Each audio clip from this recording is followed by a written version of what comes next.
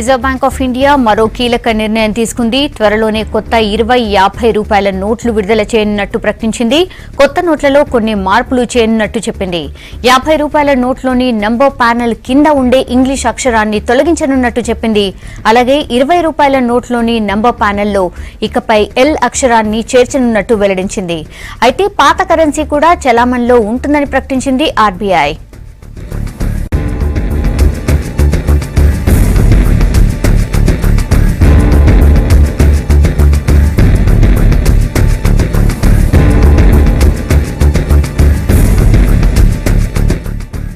Reserve bank of India మరో కీలక నిర్ణయం తీసుకుంది. త్వరలోనే కొత్త 20-50 రూపాయల నోట్లు విడుదల చేయనున్నట్టు ప్రకటించింది.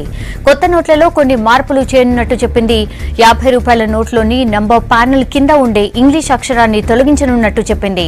అలాగే 20 రూపాయల నోట్లోని నంబర్ ప్యానెల్లో ఇకపై ఎల్ అక్షరాన్ని చేర్చనున్నట్టు వెల్లడించింది. అయితే పాత కరెన్సీ కూడా చలామణిలో ఉంటుందని ప్రకటించింది ఆర్బీఐ. పూర్తి డీటెయిల్స్ భరత్ అందిస్తారు. భరత్, చిల్లర కష్టాలు తొలగించడానికి తీసుకున్న నిర్ణయం అనుకోవచ్చా? ఇది చిల్లర కష్టాలు తొలగించడానికి నిర్ణయం తీసుకున్న దానికంటే అసలు మొత్తం నోట్లను ఎగ్జిస్టింగ్ సిస్టమ్ లో ఉన్న మొత్తం నోట్లను మార్చాలని ప్రభుత్వం భావిస్తున్నట్లు అర్థమవుతోంది.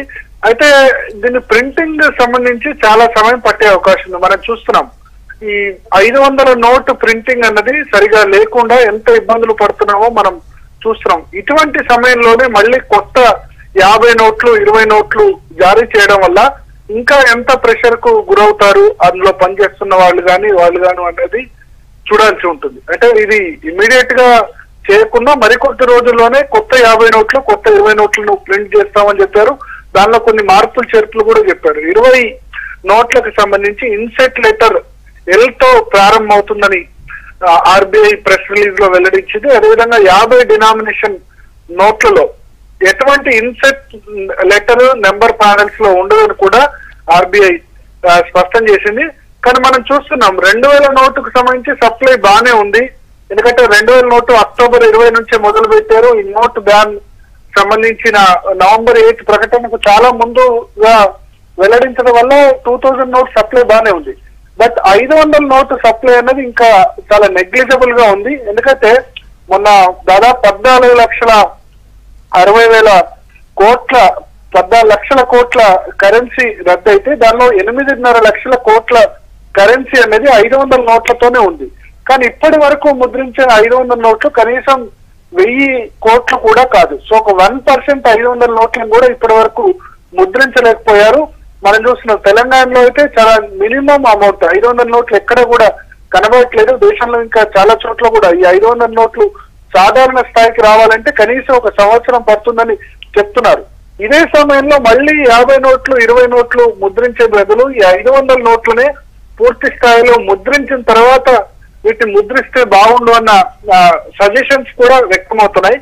అయితే ఆర్బీఐ ఒకటి స్పష్టం చేసింది, 50-20 నోట్లను త్వరలోనే కొత్త నోట్లను ముద్రిస్తామని చెప్తూనే పాత నోట్లు కూడా అది లీగల్ టెండర్ లో ఉంటాయి. అంటే పాత నోట్లు కూడా చెల్లుతాయని స్పష్టం చేసింది. అంటే ఇప్పట్లాగా కాకుండా ఒకేసారి వాటిని రద్దు చేసి అవి చెల్లవని చెప్పకుండా కొత్త నోట్లు పాత నోట్లు రెండూ చెల్లుతాయి. క్రమక్రమంగా కొత్త నోట్లు వచ్చిన కొద్దీ పాత నోట్లు బ్యాంకులోకి వచ్చిన బ్యాంకు నోట్లను అదే విధంగా వాళ్ళు విత్డ్రా చేసుకుంటారన్నమాట. సో ప్రజల నుంచి అయితే ఎందుకు ఈ విధంగా చేస్తున్నారు, ముందుగా 500 నోటు సంబంధించిన ప్రింటింగ్ ను పెంచాల్సిన అవసరం ఉందని కూడా చెప్తున్నారు. అయితే ఆర్బీఐ వర్గాలు చెప్పేది అంటే 500 నోటు ప్రింటింగ్ కూడా పెంచుతాం. ఇప్పటి వరకు 2 చోట్ల నాసిక్ దేవాస్ ఈ 2 చోట్ల మాత్రమే 500 నోటు ప్రింటింగ్ అయ్యేది.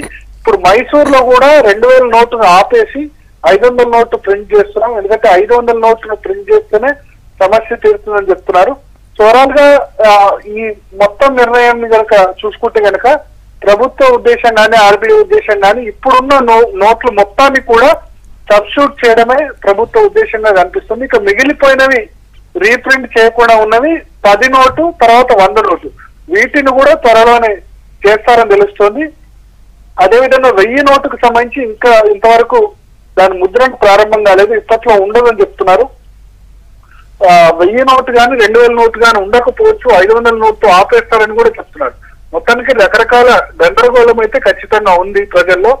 సో ఈ ప్రకటన ద్వారా ఆర్బీఐ ఉద్దేశం కానీ ప్రభుత్వ ఉద్దేశం కానీ ప్రస్తుతం ఉన్న నోట్ల మొత్తాన్ని కూడా సబ్స్టిట్యూట్ చేయడమే ఆర్బీఐ ఉద్దేశంగా మనకు కనబడుతుంది. Yes, okay Bharat.